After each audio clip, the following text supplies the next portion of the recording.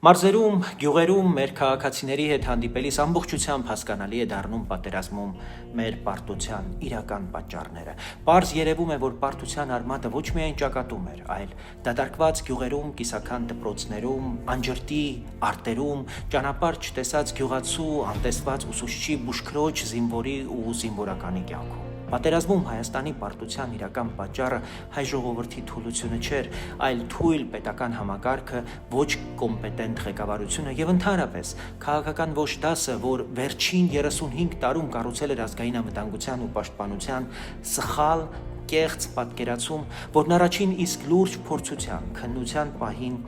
հիմնավորապես փլվեց։ Երբ պետությունն անտեսում է գյուղացու հողը, փոքր բիզնեսը, աշխատողի արժանապատիվ վարձատրությունը, երբ օրենքը չի գործում բոլորի համար, պարտությունն ուշ թե շուտ դառնում է անխուսափելի։ Հիմա խնդիրը նոր փրկիչ գտնելը չէ, այլ վերջապես ուժեղ պետություն կառուցելու որոշումը, արդար դատարաններով, առողջ ու զարգացող տնտեսությամբ, ժամանակակից բանակով եւ պատասխանատու քաղաքական ղեկավարությամբ, որպեսզի այլևս մեր պարտության պատճառը չլինենք մենք ինքներս։